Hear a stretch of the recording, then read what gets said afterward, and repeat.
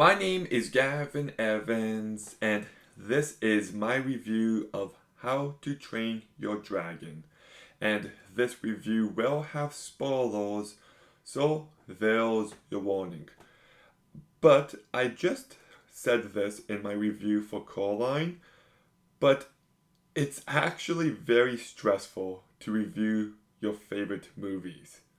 Like, you want to make sure that you do them justice, and I've said in the past that Titanic is my favorite movie, but after this rewatch of How to Train Your Dragon, I think this one becomes number one for me again. This is a movie I love. And the weird thing about it is that I remember seeing it in theaters back in March 2010, and I thought it was fine. Nothing special. I didn't watch it again for a few years. There was a time, I think I was in Banff, and I had one of those small portable DVD players. And I put this movie in, and I watched it for the first time since theaters, and I was just blown away. I fell in love with this movie, and I was baffled. How did I not love this movie the first time? And I watched it so many times. Like, this is one of the most watched movies of my entire life. And like, whenever there's a debate about what's the best trilogy, some people say the Lord of the Rings movies, some people say Star Wars. My answer for the past 5 years have been How to Train Your Dragon. I love this movie and this franchise so much. It is my Star Wars. It is my Lord of the Rings. And yeah, it's just one of those movies that truly delivers in every single possible way. And based on what I've said already, it should go without saying that this is the best DreamWorks animation movie. So let's begin talking about the cast. And Jay Baruchel is phenomenal in this movie. I could not imagine anyone else voicing this character. He just fits Hiccup so perfectly, and his voice is distinct and it allows him to stand out, and he carries this movie so incredibly well, and he just delivers in every single aspect that he needed to. And Hiccup is such a great character. First of all, I love that name. It just is memorable. But I love how at the beginning of this movie, he's, for lack of a better term, a loser. Nobody likes him, nobody respects him. But what's viewed as weakness, his inability to kill a dragon, is what eventually sets off the rest of the movie. It is what sets off his relationship with Toothless. And I love how he takes everything he learns from Toothless and uses it in his dragon training classes. And as a result, people start to like and respect for who they think he is. But by the end of the movie, they start to respect and love him for who he actually is. And I love how this character, someone so weak, someone who's just looked down on, is the one who changes the Vikings' way of life and what they thought they knew.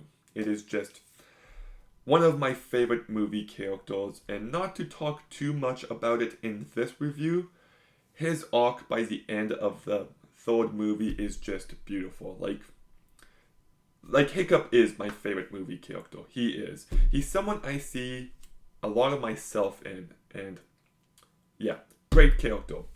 Then we've got America Ferrera as Astrid, and I think she just fully delivers here. I love how she can showcase the tough, badass side of this character, but as the movie progresses, we see a much softer side of her, and she's a lot more fully realized than we might initially think. And I love how she's tough on Hiccup at first, how just like everyone else, she looks down on him, but she is the first one to actually see his potential, to actually see his real character, and as a result, she falls in love with him. And between this movie and the next two, this is my favorite romance in any movie ever. It's just so genuine. You can tell that these two characters truly love each other, and even in this first movie, they bring out the best in each other. I love that scene of when Hiccup is watching the ships go out to the island, and Astrid is just like, well, what are you going to do about it? It's just a perfect couple scene. And I love how Hiccup does make her softer and sweeter, and they just are so great together, and I love this character as an individual as well. Then we've got Gerard Butler as Dirk, who this is his best character and his best performance. He just fully becomes him.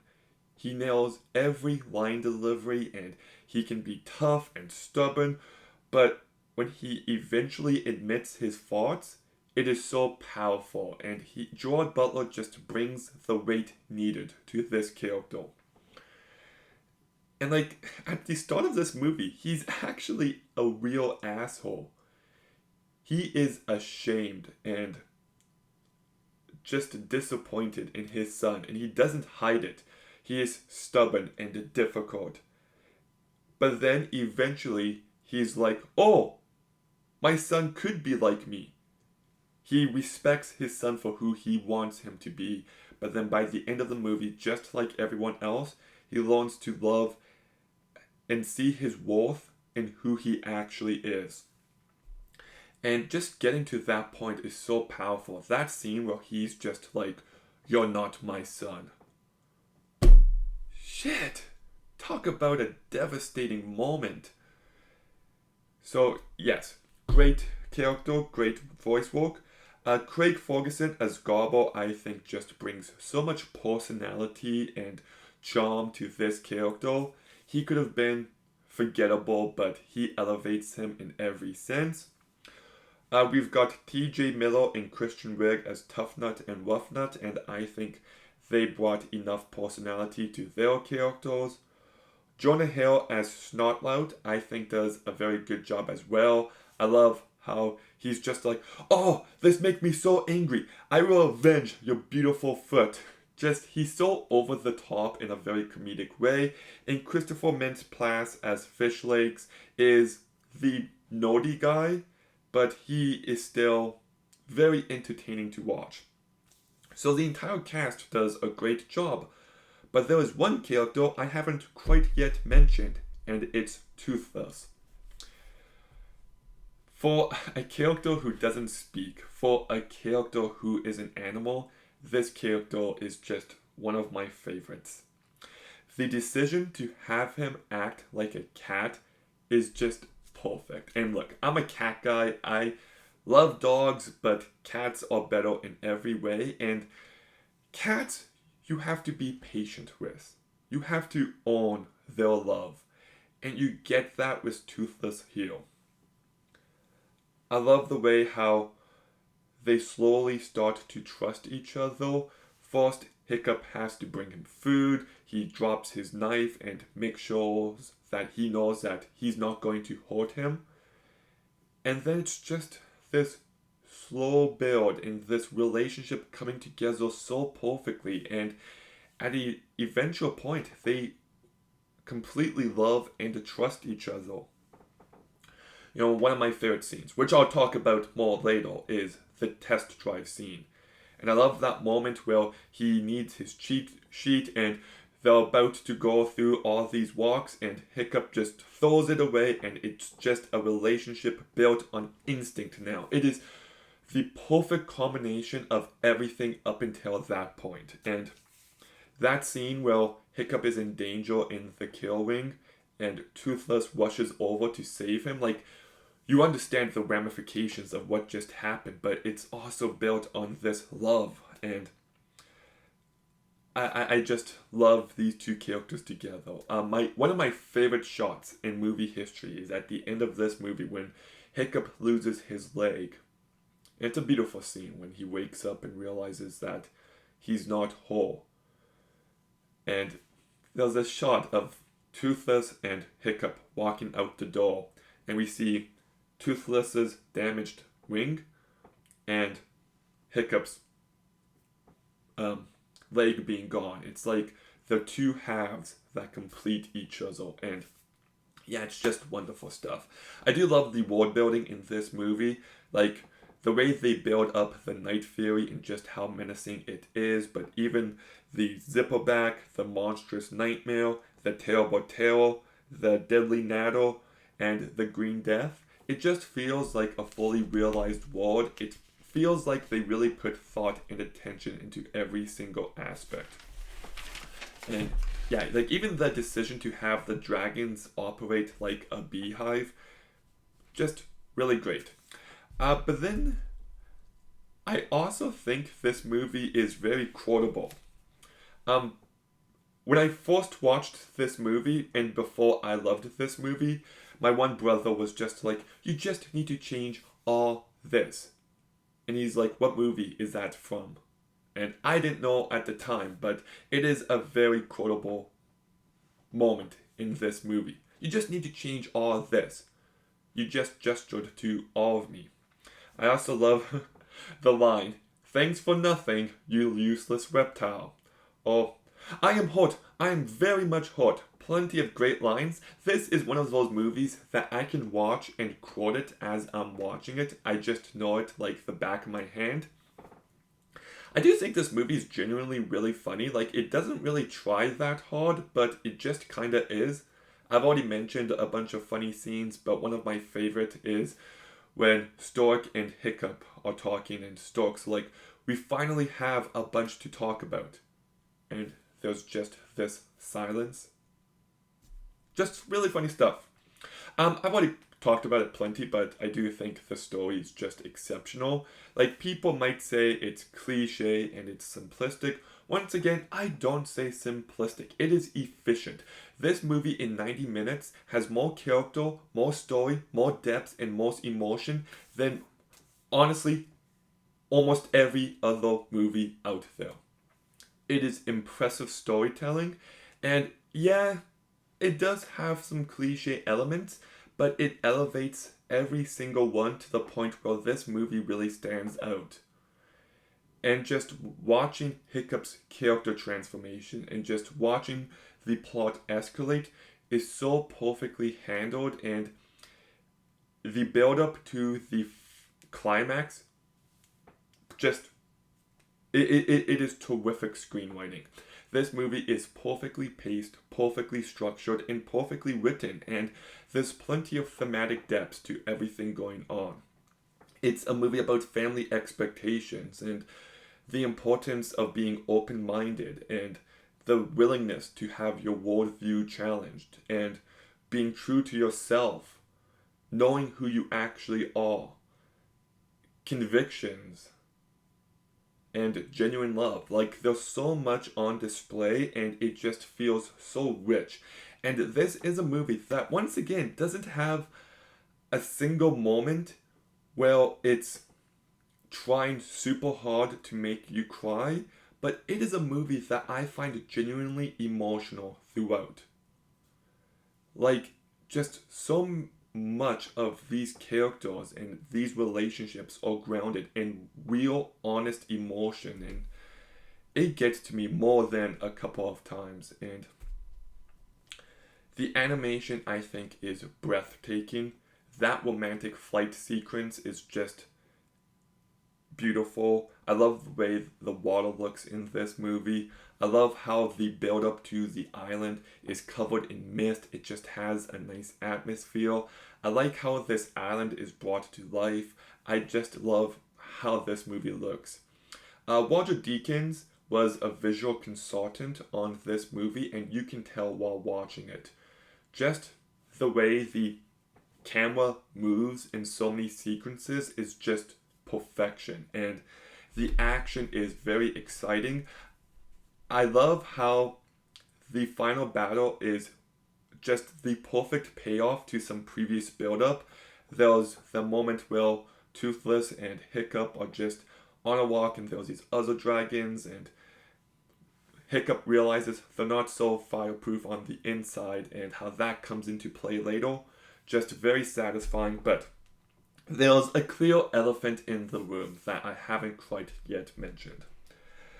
A few days ago, I talked about Coraline and how beautiful the music was, and I said it is one of the best scores of all time. And I mean that. The music in Coraline is just hauntingly beautiful, and I love it, but the title of the best score of all time goes to this movie. I love The Social Network, I love Inception, but this movie should have so obviously won the Oscar for 2010. Like, this is the best score of all time. It adds emotion and excitement and just everything to this movie. It gives it a unique identity, and it's not just like a great score, it is an amazing score. I have listened to it so many times, and it's just flawless. It truly is. From the opening moments of this movie, and you get the do, do, do, do, do. This book is just a perfect introduction to these characters, to this world, and it just captures that feeling so well. I love how it sets up certain musical motifs, I believe is the term, and it's just so well thought out. Forbidden Friendship is just a beautiful, gentle score, and it's the start of this relationship, and it just adds so much to that moment. New Tale, I love this piece of music as well, especially the first 30 seconds of this track. See You Tomorrow is a very underrated piece. It just has an excitement, it just has this energy to it, and it still feels culturally true to this movie, and it's just ever so delightful. You know, I just love the shot of Hiccup grabbing the grass, and then we see him in the field, and just the do do do do do do do do do do do do. It's just wonderful. I love it. It's so good. But then we get to Test Drive, and this is my favorite piece of music ever. The nice gentle breathe of the beginning as Hiccup and Toothless are flying, and then they go up, and oh no, they start falling. Hiccup is in danger. He's trying to hold on to Toothless, and then all of a sudden there's a point where he has to let go of the cheat sheet. And like I said, it's just based on pure instinct. But the way the music kicks in this moment, it gets me overwhelmed with emotion. It's why I love movies. The perfect combination of visual storytelling and music coming together to form this beautiful, exciting moment. It's why I love movies. Not so fireproof. I love the gentle music here. It's absolutely terrific. Astrid goes for a spin. I love the chaotic feeling of this piece. It's very well done. But then when it transitions into Romantic Flight, it probably is my second favorite piece of music ever. Just so beautiful and so emotional, and it just captures the magic of that moment so incredibly well. And just as they fly around Bork, like, once again, it's why I love movies. That combination of beautiful music and visual storytelling, and it's just so much of, no, not so much, this relationship between these two characters is based in this 1 2-minute scene, and you buy it. Ready the Ship, I think, sounds absolutely fantastic. I like how it has this like thud noise to it. It's just really well done. Battling the Green Death is a fantastic piece of music as well. It adds to the excitement, to the tension of the situation. But one of my favorite moments, singular moments, of movie history is Astrid's on Stormfly, and she's flying away. But then the Green Death is about to shoot fire at her, and as it sucks Astrid and her dragon into its mouth, Toothless and Hiccup come in, they shoot the Green Death, and then they fly back and they catch Astrid just before she falls, and Hiccups is like, "Did you catch her?" And then Toothless looks down and then puts her down. And just the way the music picks up there, it's why I love movies. It's so good. I also do love the entire moment where Stoic goes to rescue Hiccup and then Toothless, and he goes like, "I am proud to call you my son." In the music though, just beautiful. I love that entire scene. Counterattack is really well done. And then I love Whale's Hiccup. Just the way the music is calm and then it picks up and then it goes into this emotional piano music is so beautiful. But even Stork looking at Toothless, realizing that he may have lost his son and it's his fault. And then the realization he's alive, it's just a perfect piece. It really is. It really is, and it just captures the weight of that moment so well. And then the music ends with Coming Back Around, which is like kind of like Test Drive, but it still sounds like its own piece, and it's the perfect emotional, exciting piece of music to end this movie with. It just feels like a real triumph. Hiccup stayed true to who he was, and he changed a Bulk and his dad and everyone for the better. This small kid that nobody thought could have done anything great, he changed everything, and this track just captures that feeling so incredibly well. And every piece of music I even didn't mention is still exceptional. Like, this is the best score ever. It really is. So this is a movie I love with every fiber of my being. Every time I watch it, I'm just completely invested and absorbed into this world.